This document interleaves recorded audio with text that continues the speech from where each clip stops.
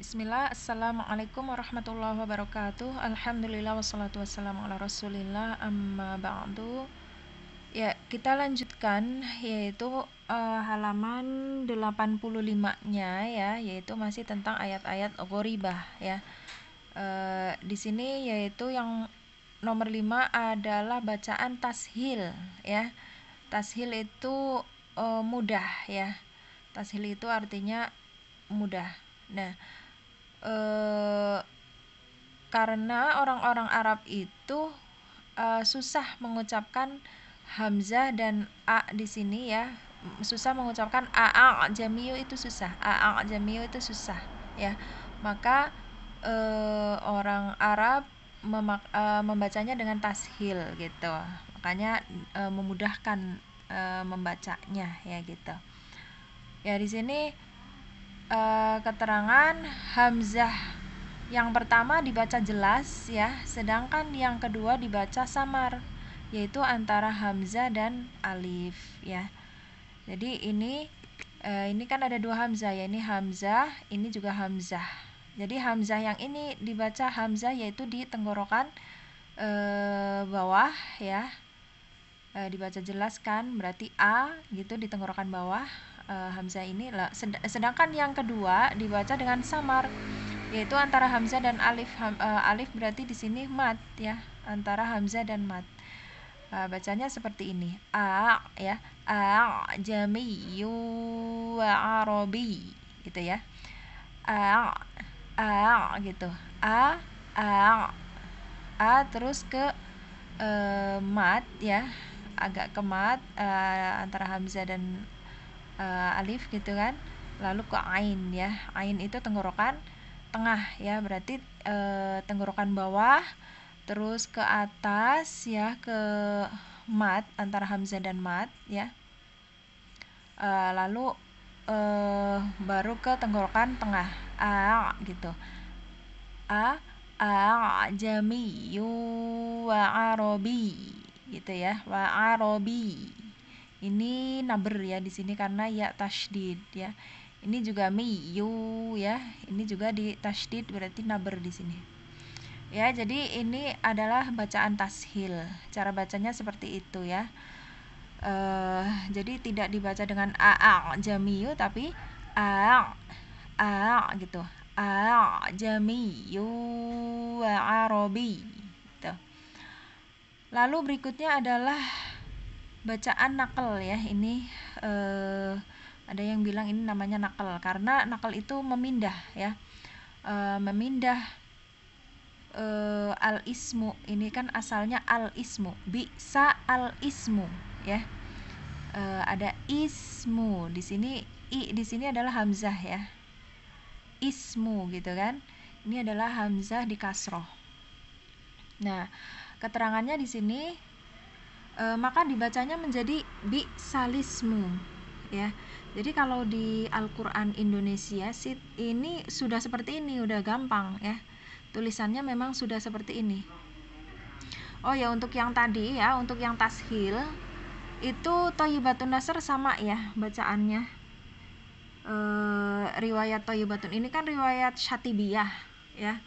Adapun kalau riwayat Thayyibatun Nasr juga sama dibacanya dengan tashil juga untuk Fusilat 44 ini. Nah, gitu ya. Jadi nggak ada perbedaan antara Syatibiyah dengan Thayyibatun Nasr untuk tashil ini, bacaan tashil ini. Sama ya. Lalu Al-Hujurat ayat 11 juga nanti bacaannya sama dengan Thayyibatun Nasr ya. Yaitu kalau baca Hujurat 11 dibacanya dengan nakal di sini, yaitu memindahkan harokat hamzah ismu. Di sini kan ada hamzah i di sini berarti pada huruf sebelumnya ya, menjadi bi salismu ya. Jadi ini kan ismu di sini nih, ismu ya, al ismu ya. Ini kasroh ini hamzah di sini, ismu, al ismu. Nah, i-nya, harokat i-nya dipindah ke lam menjadi lismu, ya. Harokat kasroh di hamzah dipindah ke lam makanya disebut nakal karena memindah ya, gitu ya. Jadi menjadi bisalismu gitu ya. Apabila seseorang hendak memulai bacaan dengan al-ismu ya, maka dia membacanya menjadi alismu atau lismu ya. Jadi kalau memulai atau ibtidak namanya ya, kalau ibtidak atau memulai bacaan dari setelah waqaf lalu mulai bacaan dari ini gitu ya, maka bacanya menjadi alismu atau lismu ya, gitu. Nggak boleh al-ismu, nggak boleh ya kalau memulai bacaan dari kata-kata ini. Bisa dengan alismu atau lismu ya. Ini adalah ibtida ikhtibari ya, dalam rangka menguji murid ya. Jadi bacaan memulai bacaan dari sini itu hanya pada ujian ke murid saja, menguji murid saja ya. Tidak boleh secara ikhtiari, nggak boleh ya, nggak boleh secara waqaf ikhtiari. Misalnya di sini bias gitu ya, bias nggak boleh ya, berhenti di sini itu nggak boleh berhenti di bias lalu silakan mulai dari al-ismu, nggak boleh ya, karena memulai dari al-ismu ini hanya pada saat ibtida ikhtibari atau dalam rangka menguji murid saja.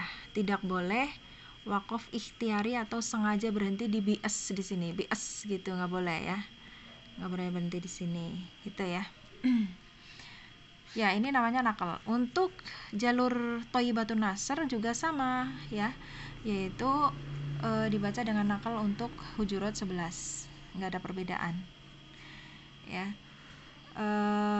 Karena di halaman 88 dan 89 itu nggak ada penulisan atau nggak ada kaidah ini ya, nggak ditulis kaidah ini dan ini, nggak ada.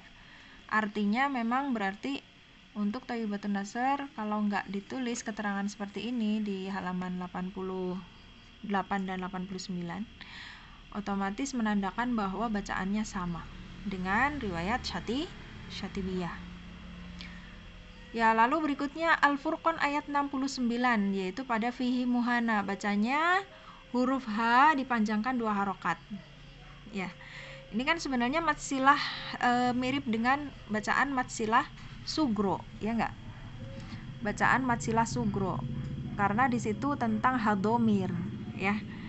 Ya, tentang hadomir, setelahnya adalah bukan hamzah, gitu kan syaratnya. Syarat matsilah sugro itu hadomir, setelahnya bukan hamzah, udah bener ya. Ini setelahnya mim di sini. Ini namanya hadomir ya. Kalau dalam bahasa Arab itu artinya kata ganti orang ketiga atau dia gitu. Hi itu artinya dia. Ya, di sini lalu kalau matsilah sugro atau qasiroh itu syaratnya sebelum dan sesudah ha di sini ya, sebelum dan sesudah ha itu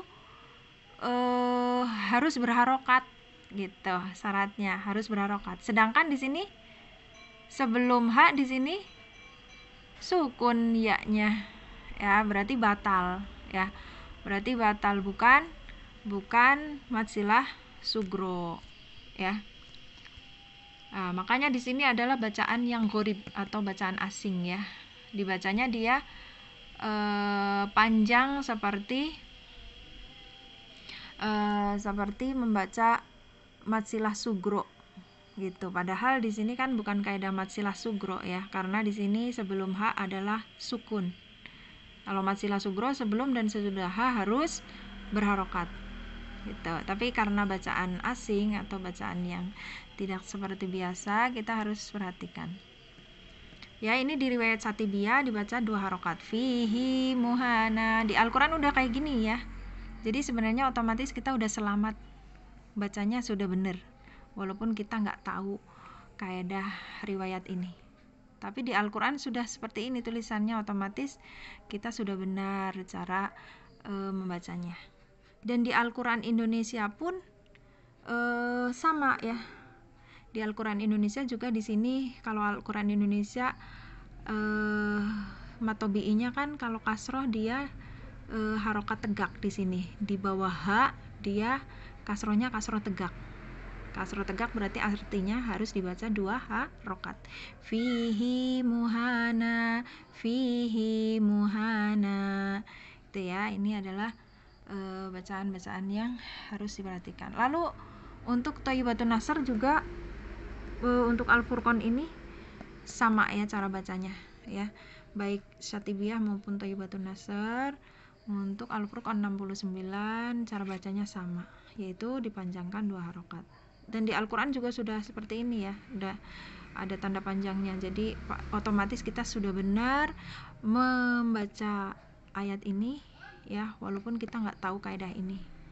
Nah, ini selamat ya, yang ini selamat. Yang ini harus hati-hati kalau baca Al-Quran Utsmani nih.